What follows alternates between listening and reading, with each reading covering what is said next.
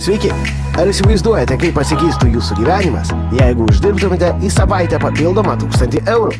Daugumai žmonių atrodo, kad turėti nors kiek pinigų būtina dirbti sunkų ar įpareigojantį darbą. Esu čia tam, kad šį mitą paneigčiau ir įrodyčiau, kad kartais užsidirbti galima visai paprastai. Begalė žmonių nuolatos perka įvairius loterijos bilietus, vildamėsi, jog jiems pavyks laimėti įsvajotąjį milijoną.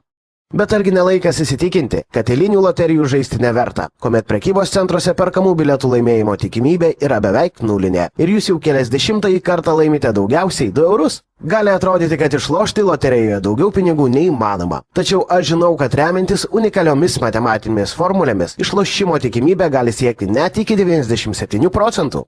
Žaidžiant atsitiktinėmis skaičių kombinacijomis, tikimybė laimėti yra beveik nulinė. Studijų laikais perskaičiau laimingiausią pasaulio moterimi tituluojamos matematikės Joan R. Ginter mokslinį straipsnį apie tai, kaip laimėti loterijose remiantis matematiniais skaičiavimais. Atspėti ateitį beviltiška, bet numatyti ją įmanoma. Todėl sukūriau unikalią skaičiavimai statistikai ir įsame analizę paremtą sistemą, su kuria galėsite išlošti pinigų 4 populiariose pasaulinėse loterijose. Kad gyvenimas taptų lengvesnis ar džiugesnis, jums nebūtina iškart laimėti didžiojo prizo. Pradžiai užteks ir keleto 100 ar 1000 eurų per savaitę ir jūsų gyvenimas jau pagerės bei palengvės. Jei kils neaiškumų, ar turite kokių nors klausimų, bet kada galite kreiptis į mane, esu pasiruošęs jums padėti nuolatos. Ačiū už dėmesį. Skirkite dar keletą minučių ir perskaitykite visą naudingą informaciją mano svetainėje.